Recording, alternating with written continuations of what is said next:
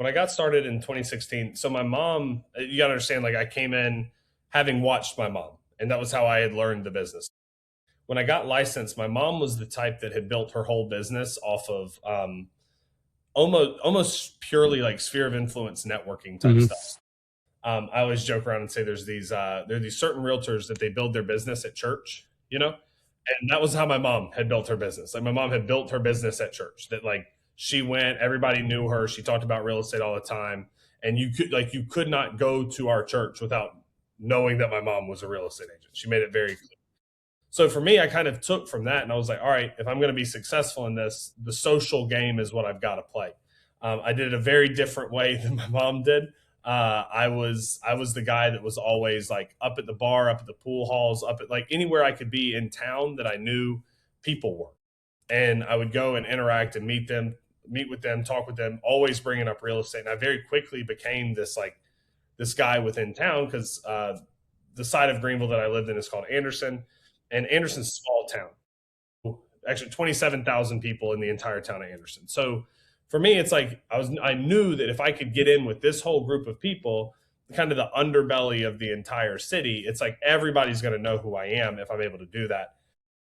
I did that. I also, took advantage of some lead opportunities that were present at my brokerage that I was at. And I was just first, like as fast as I could to a lead, always responded to anybody that reached out to me. And I built my business kind of initially that way. The only problem is that requires a lot of in-person type of work. So like in order for me to be Yeah. known, I've got to go after dinner, set up at the bar with these people to play pool at 8 p.m. and I've got to be there till midnight because the people that are rotating through and coming through, I've got to see all of them. That's very exhausting. Plus, like you got during the day trying to manage the business and work on everything. I got to the end of 2018, and just so like you and the listeners know, when I was 25 years old in 2018, I had made 120 something grand. Just so you know, in a small town in South Carolina, 120 grand, huge money for a 25-year-old, and I was killing it. But I hated it.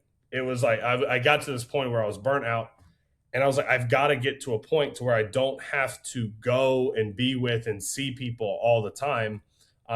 Similar thing is like the people that prospect and have to call like for 4 hours in the morning. It was like I was just doing that in a different way, and it's like I don't want to have to do this all of the time. And a big inspiration of mine, person that I follow, is Gary Vaynerchuk, and Gary V's like, hey, content. Content wins. It's attention. You can do this stuff like you can get messages out to the masses by using content. And I told my wife, I was like, I'm either going to get out of real estate because I don't like this, or I'm going to start doing video and generate business a different way.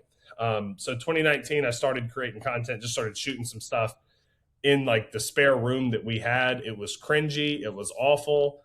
I started doing that in January 2019. Around April, I had this crazy idea that I would rewrite Old Town Road, the song, and call it Old Town Realtor and do a whole parody music video.